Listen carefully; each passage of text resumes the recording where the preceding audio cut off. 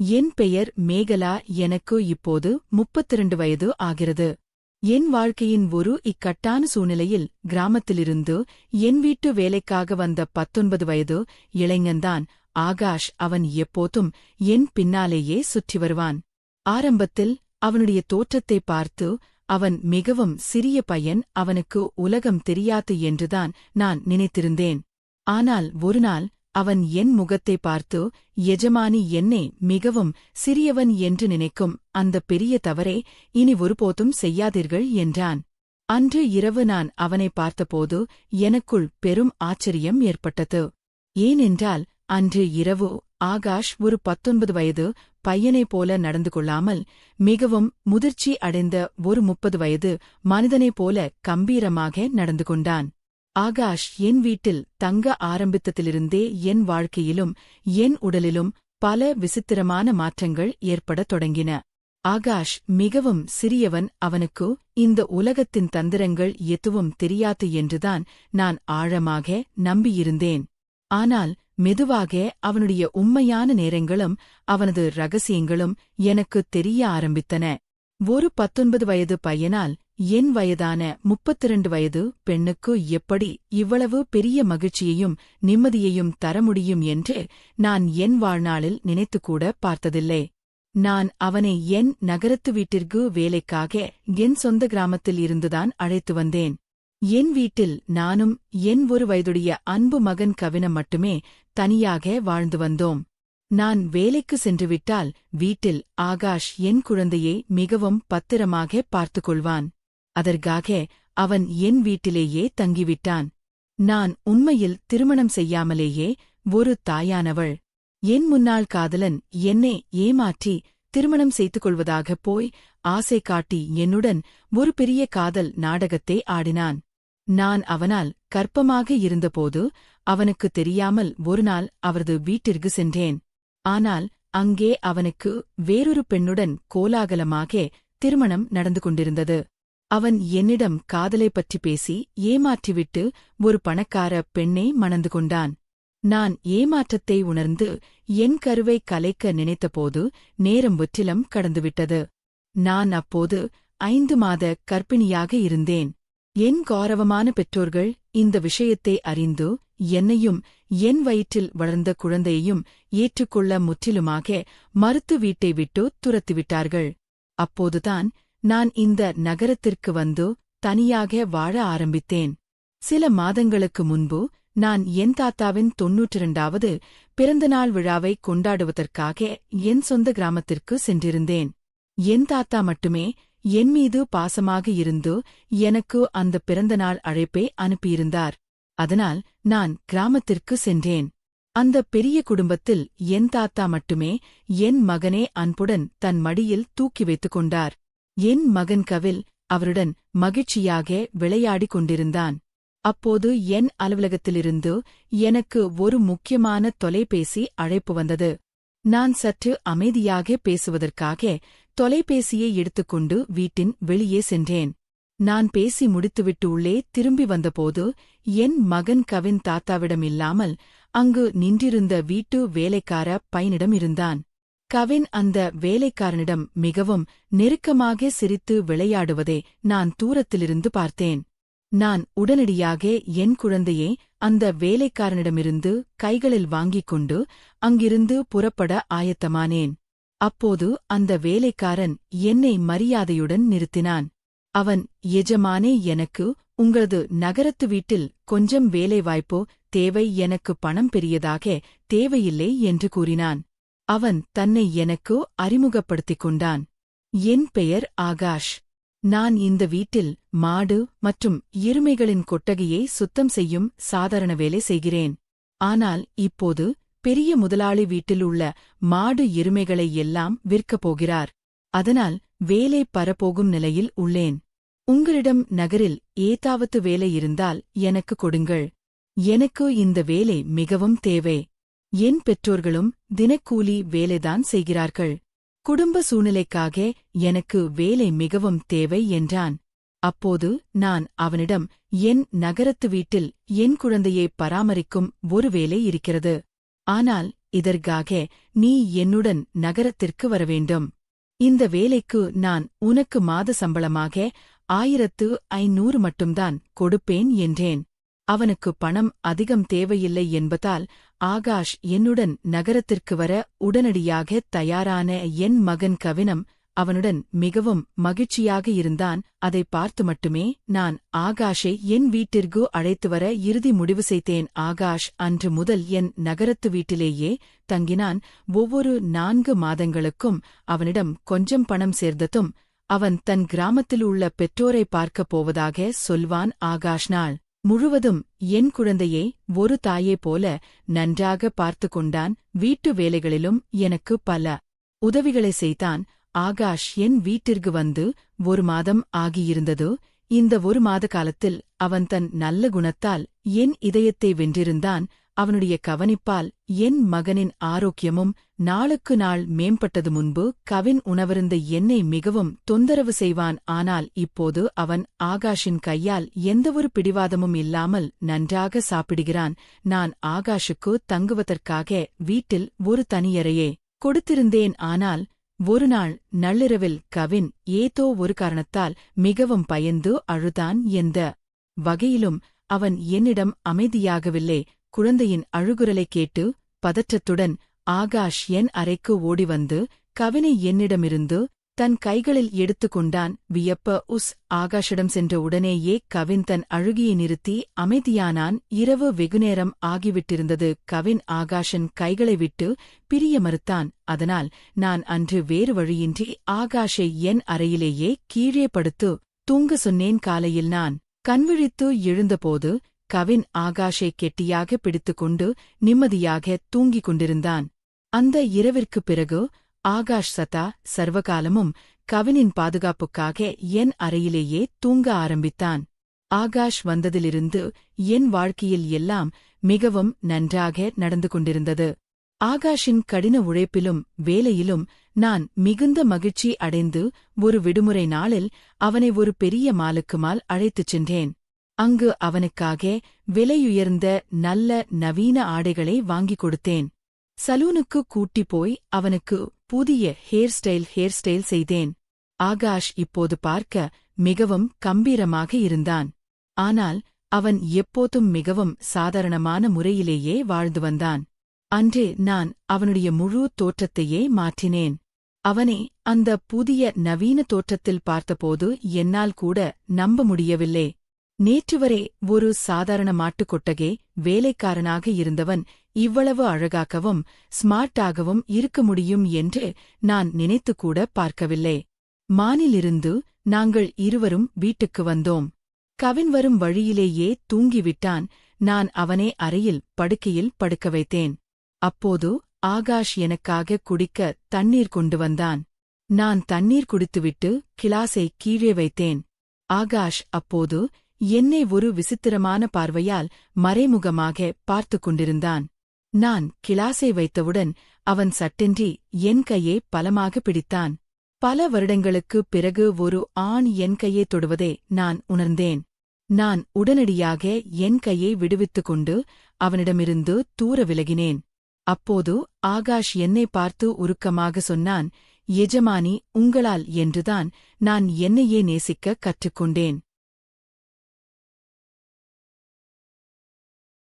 வாழ்க்கை மிகவும் அழகானது, அதை வாழத் தெரிந்திருக்க வேண்டும் என்று நீங்கள் என் தோற்றத்தையே மாற்றி என் வாழ்க்கையையே மாற்றியதன் மூலம் எனக்கு பெரும் உதவி செய்தீர்கள். நான் உண்மையில் இப்போது மிகவும் நன்றாக உணர்கிறேன் என்றான்.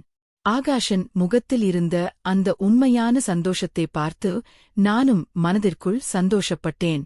அடுத்த நாள் முதல் அவன் மிகவும் சுத்தமாகவும் அழகாகவும் வாழ ஆரம்பித்தான். அவனுக்கு 19 வயதுதான் என்று சொன்னான். ஆனால் அவன் தன்னுடைய உடம்பை கச்சிதமாக பராமரித்து வைத்திருந்தான். அவன் வீட்டிலும் தினமும் தவறாமல் உடற்பயிற்சி ஜிம் செய்தான். நான் அவனிடம் அவனுடைய படிப்பைப் பற்றி ஒரு நாள் கேட்டேன். ஆனால் இப்போது அவனுக்கு படிப்பில் பெரிய அளவில் ஆர்வம் இல்லை என்று மட்டும் சுருக்கமாக சொன்னான். நான் தினமும் காலை அலுவலகத்திற்கு போவதற்கு முன் என் குழந்தையின் கன்னத்தை தட்டிக் கொடுத்துவிட்டு போவது வழக்கம். இன்று நான் அலுவலகத்திற்கு போவதற்கு முன் என் செல்லம் என்று கொஞ்சிக் கொண்டே கவினின் கன்னத்தில் தட்டச் சென்றபோது அவன் ஆகாஷன் மடியில் அமர்ந்திருந்தான். அப்போது திடார் என்று கவின் தன் கழுத்தை திருப்பிக் கொண்டான். எதிர்பாராத விதமாக என் கை மிகவும் அன்பாக ஆகாஷன் கன்னத்தில் பட்டுவிட்டது. உடனே ஆகாஷ் என்னை ஒரு விசித்திரமான காதலோடு பார்த்தான். அது எனக்கு மிகவும் சங்கடமாக இருந்தது. நான் அவனிடம் உடனடியாக மன்னிப்பு கேட்டுவிட்டு அலுவலகத்திற்கு புறப்பட்டேன். மாலையில் நான் வீடு திரும்பிய போது கூட என்னால் நாணத்தால் ஆகாஷின் கண்களை நேருக்கு நேர் பார்க்க முடியவில்லை. ஆகாஷ் கவினுக்கு சாப்பாடு ஊட்டி தூங்க வைத்தான். பிறகு நாங்கள் இருவரும் இரவு ஒன்றாக சேர்ந்து சாப்பிட்டோம். சாப்பிட்டு முடித்த பிறகு நான் என் அறைக்கு சென்றேன். அங்கே நான் என் வழக்கமான மருந்துகளை எடுத்துக் கொண்டிருந்தேன்.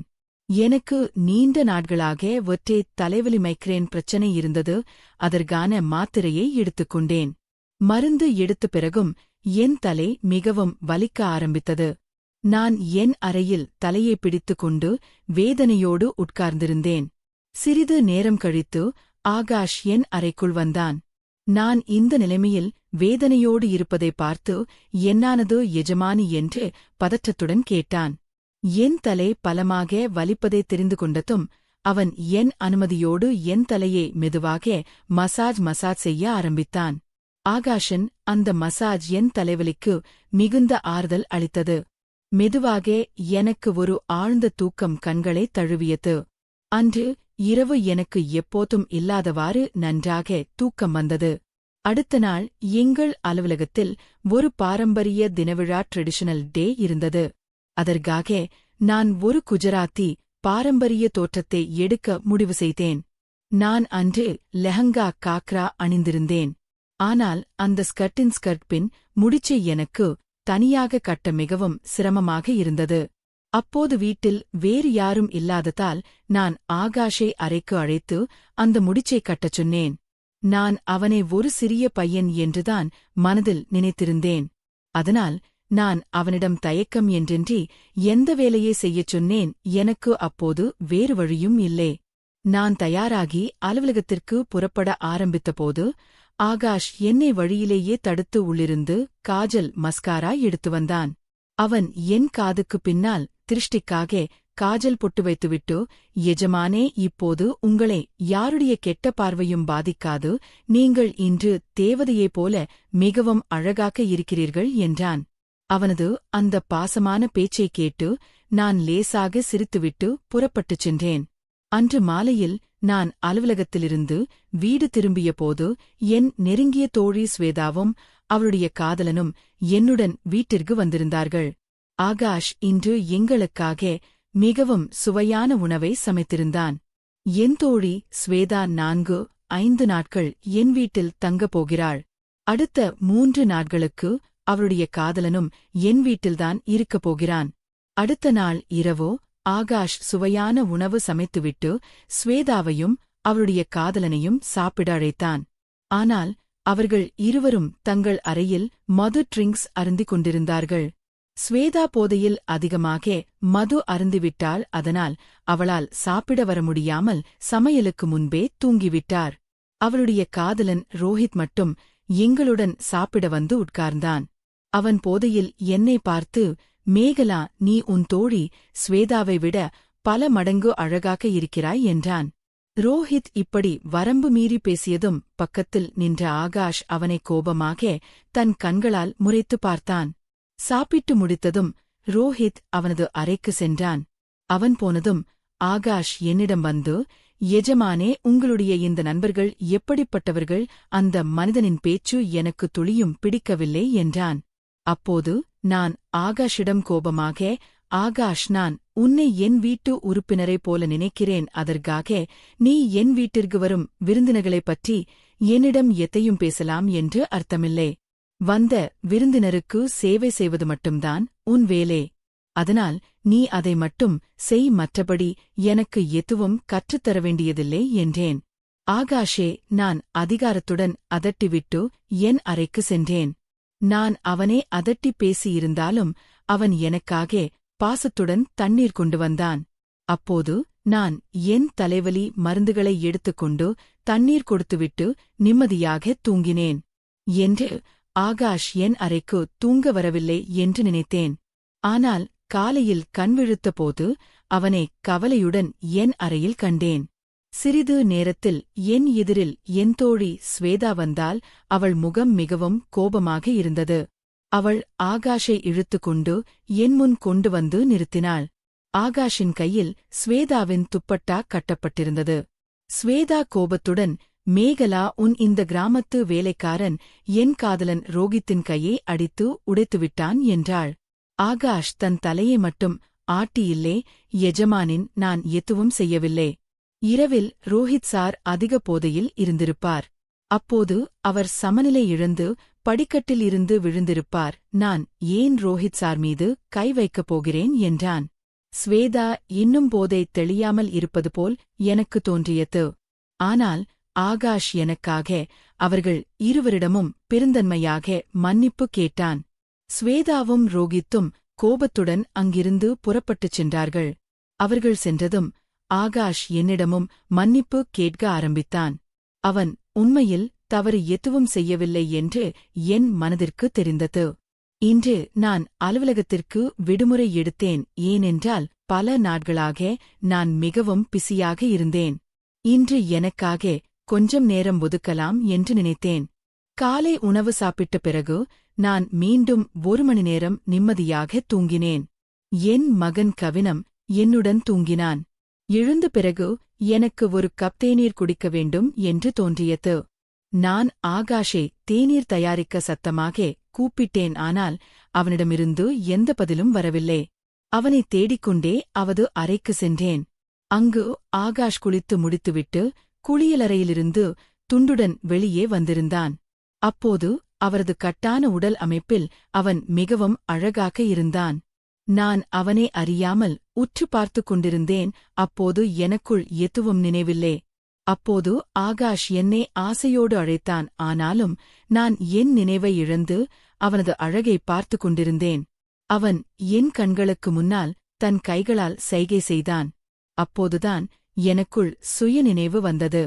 நான் அவனிடம் தடுமாற்றத்துடன் எனக்காக தேநீர் தயாரிக்க சொன்னேன். இன்று வீட்டில் கொஞ்சம் சரும பராமரிப்பு ஸ்கின் கேர் செய்ய நினைத்தேன். அதனால் மதிய வேளையில் என் அறையில் என் சொந்த பார்லரை பாலா நடத்த ஆரம்பித்தேன். என் கால்களை நானே வாக்ஷின் மெழுகு நீக்கம் செய்து கொண்டிருந்தேன்.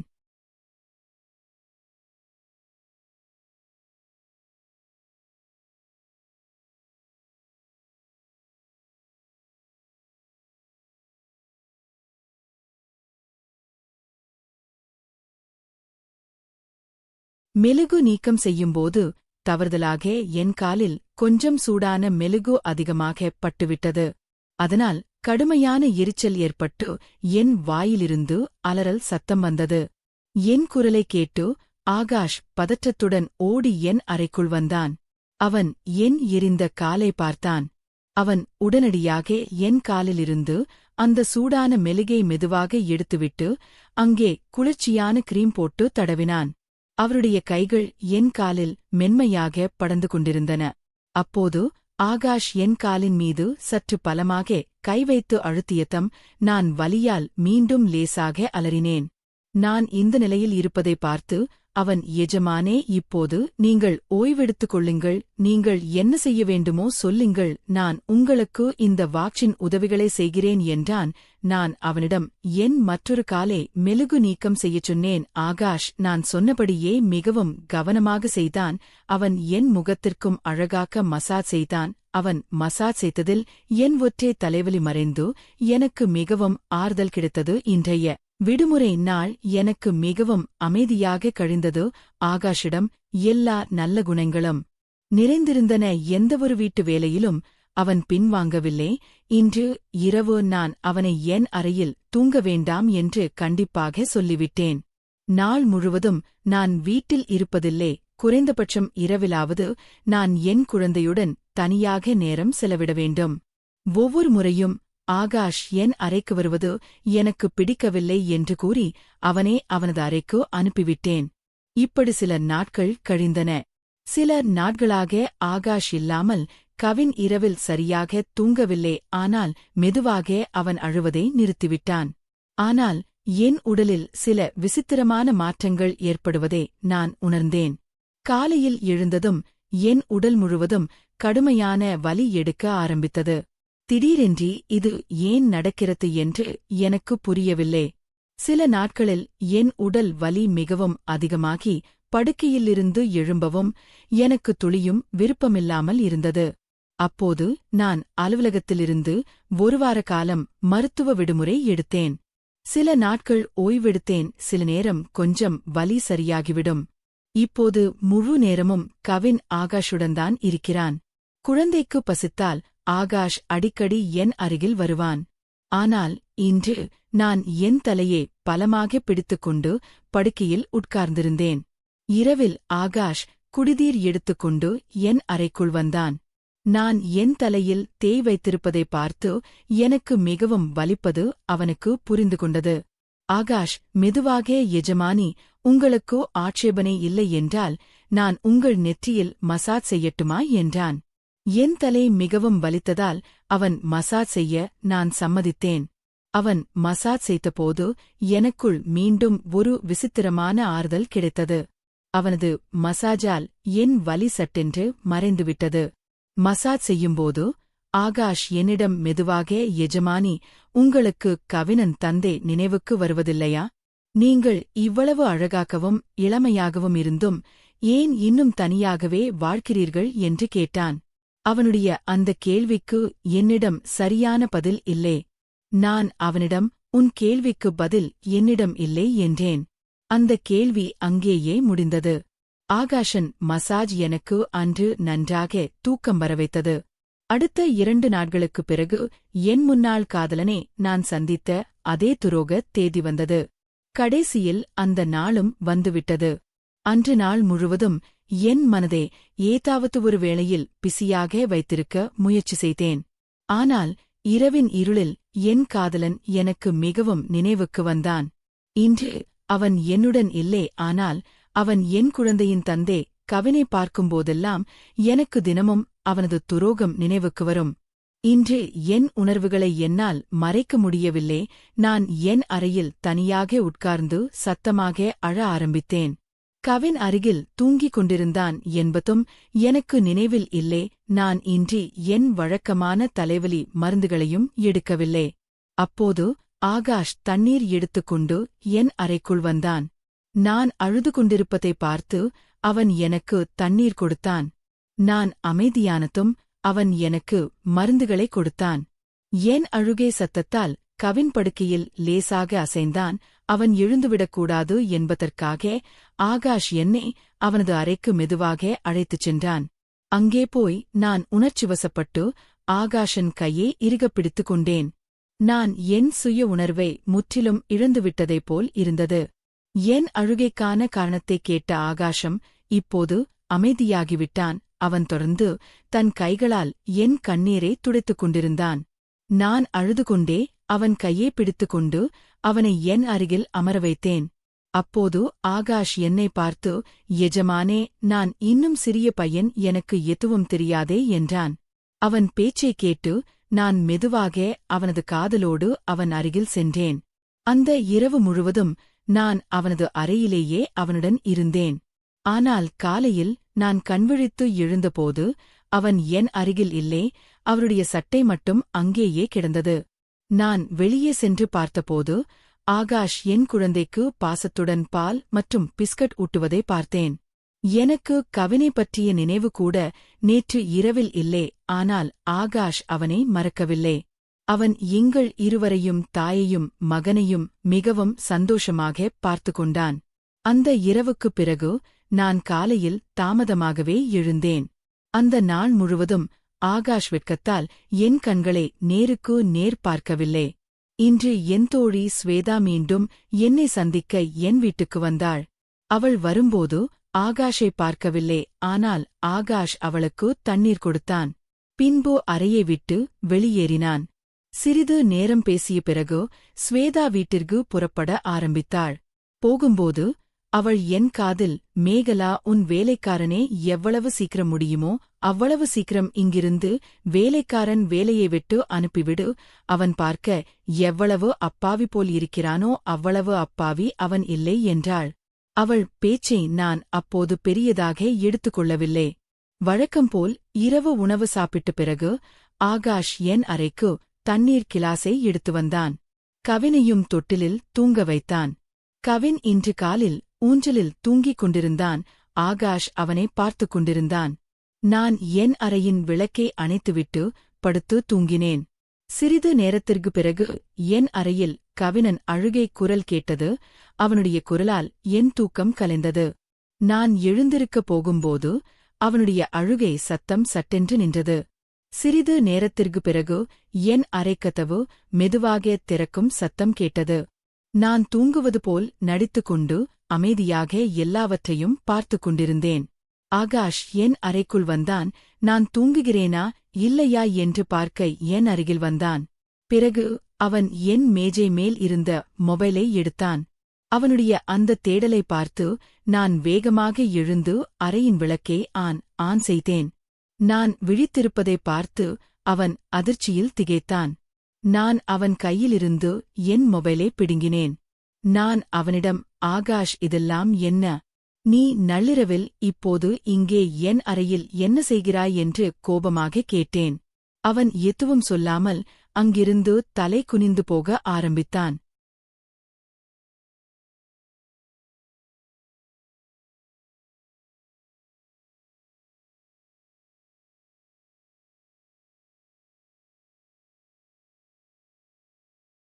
ஆனால் நான் அவனை அவ்வளவு எளிதாக விட்டுவிட விரும்பவில்லை. ஸ்வேதாவின் காதலனே அவன் அன்று இரவில் அடித்த ரகசிய வீடியோவை நான் அவனுக்கு என் மொபைலில் காட்டினேன். அன்று ரோகித்தின் மொபைல் கேமரா தவறுதலாக ஆன் செய்யப்பட்டிருந்தது. அதில் அவர்கள் இருவரும் சண்டையிடும் காட்சி தெளிவாக பதிவாகியிருந்தது. காலையில் ஸ்வேதா என்னை சந்திக்க வந்தபோது அந்த வீடியோவை எனக்கு காட்டிவிட்டுதான் சென்றிருந்தாள். அப்போதிருந்தே நான் ஆகாஷை உன்னிப்பாக கவனித்துக் கொண்டிருந்தேன். ஆகாஷ், நீ ஏன் என்னிடம் போய் சொன்னாய்? நீ ஏன் ரோகித்தை அழித்தாய் என்று கேட்டேன். அப்போது அவன் என் முகத்தை பார்த்து நிமிர்ந்து கம்பீரமாக சொன்னான், உங்களை எவன் ஒருவன் கெட்ட கண்ணால் பார்த்தாலும் நான் அவர்களுடன் இப்படித்தான் செய்வேன் எஜமானி என்றான். அன்று இரவு ரோஹித் அதிக போதையில் இருந்தபோது அவன் உங்கள் அறைக்கு தவறான எண்ணத்துடன் வந்தான். அவன் உங்களுடன் வரம்பு மீறி தவறு செய்ய முயன்றான். அதை நான் பார்த்ததால்தான் அவனை அடித்து விரட்டினேன் என்றான்.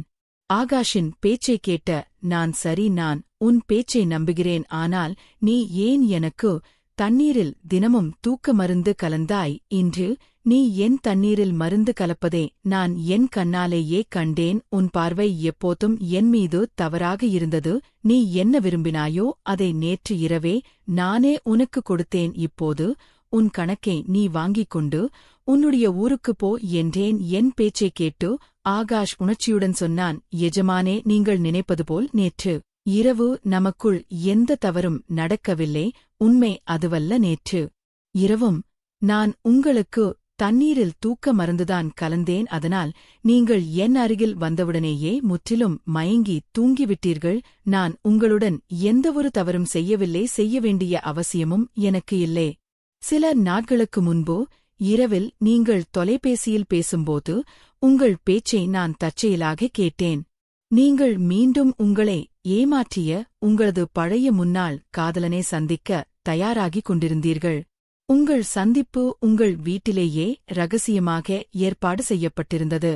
எனக்கு இது எல்லாம் தெரியும். நீங்கள் அந்த துரோகியை ஒருபோதும் மீண்டும் சந்திக்கக்கூடாது என்பதற்காகவும் அவன் உங்களை மீண்டும் சீரழைக்கக்கூடாது என்பதற்காகவும் தான் நான் உங்களுக்கு தினமும் இரவில் தூக்க மருந்து கொடுத்துக் கொண்டிருந்தேன். அந்த நபர் இன்னும் உங்களை ஏமாற்றுகிறான்.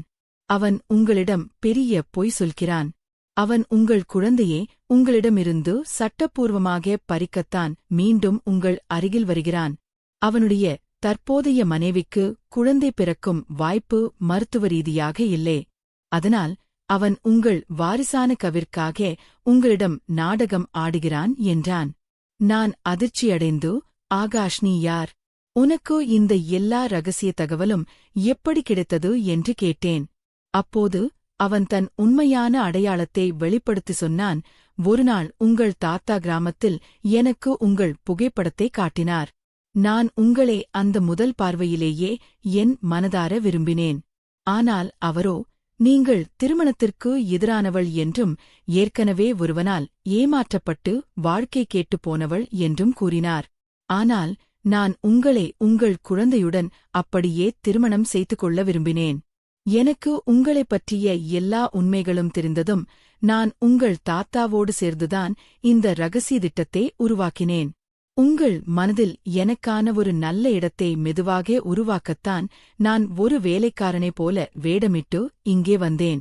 ஆனால் இங்கே வந்த பிறகுதான் ரோஹித் போன்ற பலர் உங்களை கெட்ட கண்களால் பார்ப்பதை நான் கண்டேன். அதனால் நான் உங்களை ஒரு காவலனைப் போல பாதுகாக்கத் தொடங்கினேன் என்றான். ஆகாஷுக்கு உண்மையில் 19 வயது இல்லை. என் முதல் சந்தேகம் முற்றிலும் சரியானது. அவனுக்கு 30 வயது ஆகிறது. அவன் ஒரு நல்ல அரசு வேலையில் இருந்தான். அவன் என்மேல் வைத்துள்ள தூய்மையான காதலுக்காகத்தான் இவ்வளவு கஷ்டப்பட்டு வேலைக்காரனாக நடித்தான். ஆகாஷ் என் முன்னாள் காதலனைப் பற்றி என்ன சொன்னானோ அது எல்லாம் முற்றிலும் உண்மை என்பதை நான் பிறகு விசாரித்து அறிந்து கொண்டேன். ஆகாஷ் என் காதலனைப் பற்றிய எல்லா துரோகத் தகவல்களையும் சரியாக கண்டுபிடித்திருந்தான். ஆகாஷை போன்ற ஒரு நேர்மையான குணமுள்ள கணவனும்